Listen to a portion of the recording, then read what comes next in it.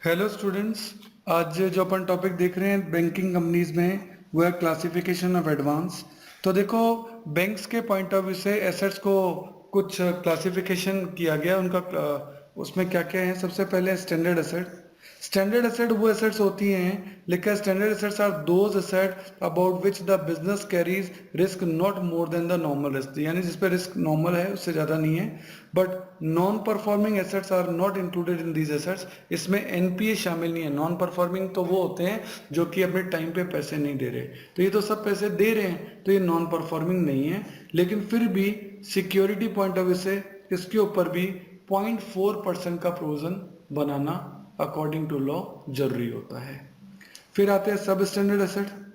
सब standard assets are those assets which are being classified as non performing. उनको non performing asset मान लिया गया है for a period not exceeding 12 month, यानी 12 महीनों से ज्यादा नहीं हुए उनको नॉन परफॉर्मिंग माने हुए। यानी ये नॉन परफॉर्मिंग है लेकिन अभी 12 महीनों के अंदर अंदर ही रहे हैं ये, मतलब पिछले 12 महीनों के अंदर ही इनको एनपीए माना गया है। तो इसके लिए भी हम 15% का प्रोविजन जो है वो बना के रखते हैं। आगे हैं डाउटफुल एसेट्स।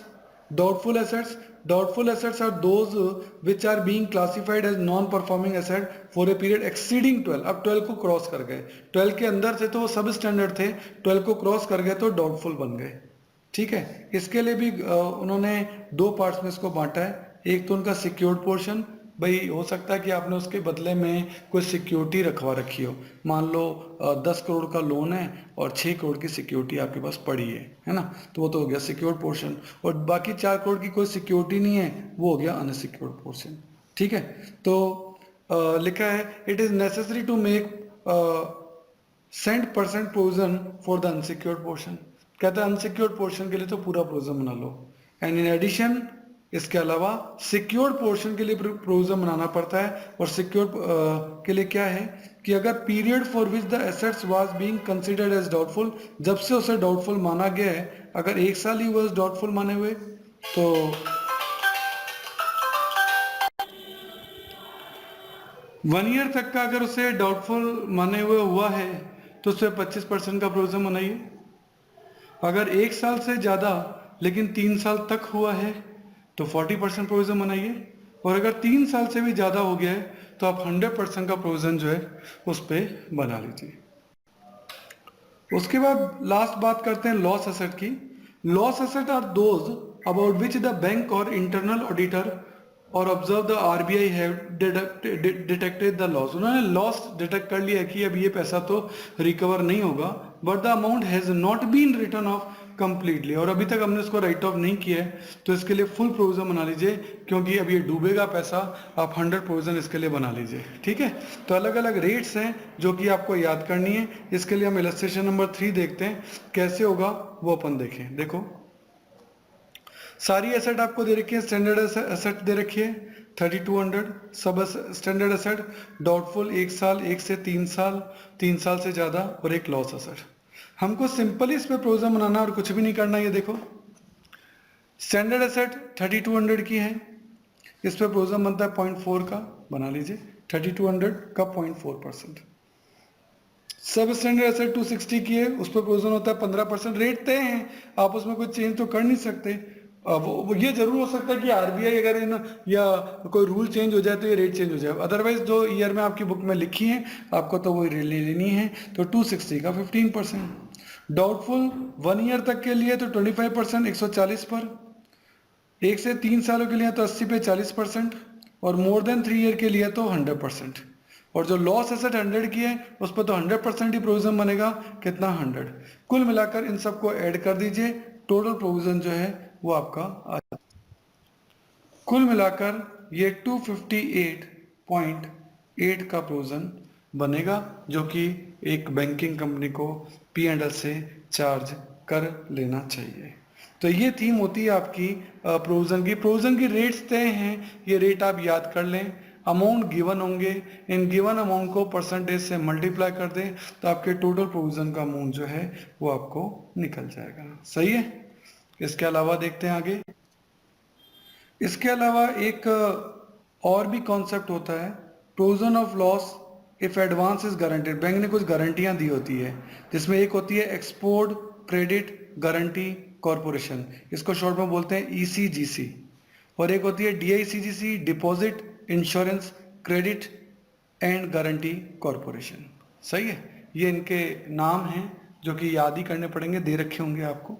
इसके अकॉर्डिंग भी जो है आपका एक क्वेश्चन बनता है, वो कैसे होगा, उसके लिए हम इलस्ट्रेशन नंबर 4 देखते हैं किस तरीके से होगा।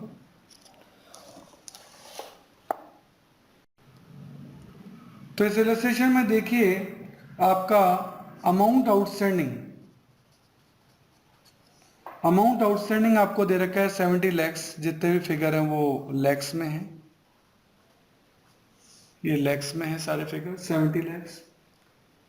इसमें से सबसे पहले ये देखिए कि आपकी सिक्योरिटी कितने की है। सिक्योरिटी आपने ले रखी है 8 लाख की, सही है, 8 लाख की सिक्योरिटी आपने ले रखी है कि हाँ भाई 8 लाख का आपको सिक्योरिटी के लिए कोई एसेट देनी पड़ेगी, लेकिन उसके भाव गिर गए और आज की बढ़ भी सकते हैं, जैसे यहाँ बढ़े हैं, लिखा रिलाइजेबल वैल्यू 12 लाख की, यानी जब ली थी तब 8 की थी, आज 12 की हो चुकी है। तो 12 लाख रुपए तक तो आप सिक्योर्ड हो, कोई दिक्कत नहीं है। 70 लाख का आपका आउटस्टैंडिंग लोन है, तो लेस करेंगे रियलाइजेबल वैल्यू ऑफ सिक्योरिटी, और ये आपको कितनी रुपए दे रखी है 12 लाख, यानी 70 लाख में से 12 लाख तक तो आप सिक्योर्ड हो, आपको कोई दिक्कत नहीं आएगी। हाँ, 58 लाख अभी भी आपका अनसिक्योर्ड अमाउंट है, यानी इतना नुकसान अभी आपको हो सकता है, ये आपका अनसिक्योर्ड अमाउंट है।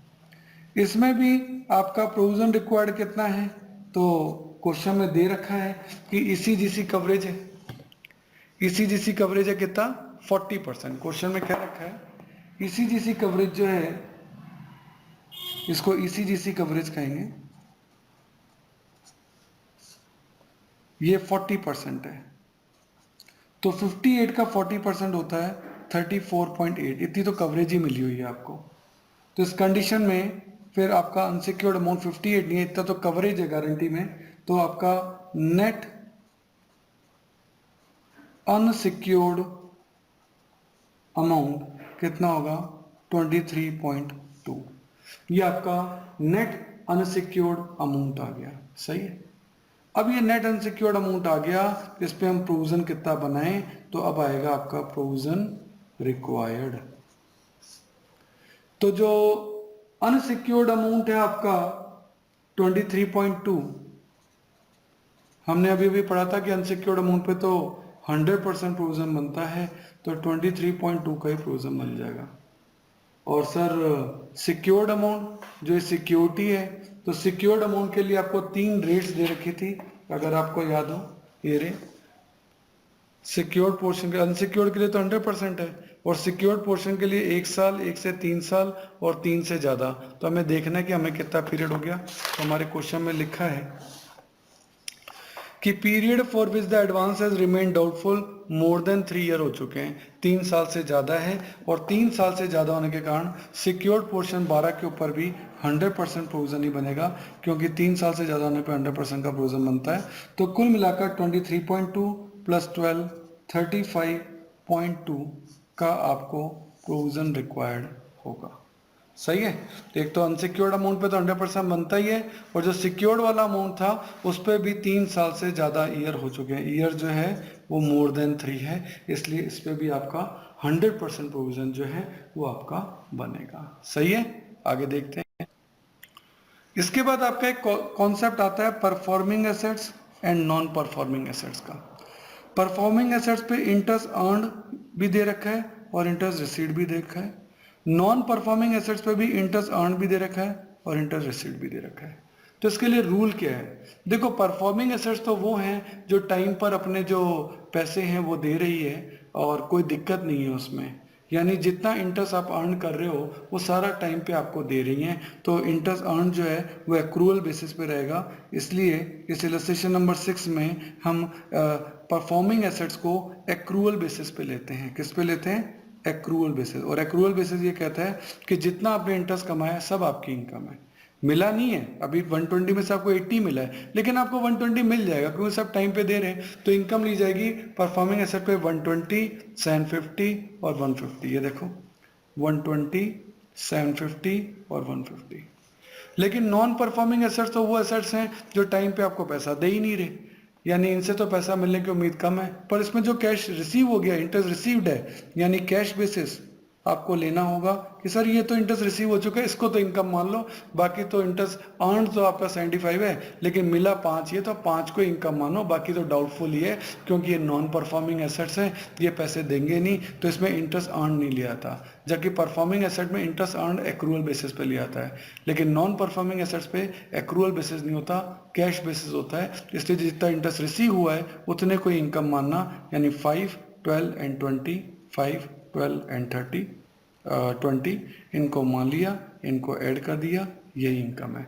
तो कुल मिला के इस क्वेश्चन का तो कंक्लूजन ये है कि क्वेश्चन में आपको परफॉर्मिंग और नॉन परफॉर्मिंग दोनों एसेट्स आपको दे रखी होगी, इंटरेस्ट अर्न्ड और इंटरेस्ट रिसीव दे रखा होगा, इंटरेस्ट अर्न्ड और इंटरेस्ट रिसीव दे रखा होगा।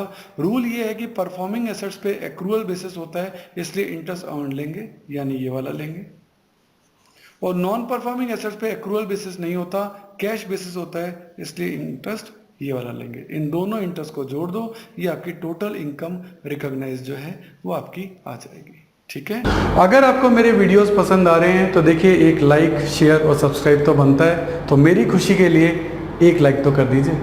देखिए आपका टाइम बड़ा कीमती है, तो यदि नोट्स लिखने में आप अपना टाइम बचाना चाहते हैं और वर्कशीट भी गेट करना चाहते हैं तो इन सभी की PDF का लिंक नीचे डिस्क्रिप्शन में गिवन है, आप वहां जाके देख सकते हैं।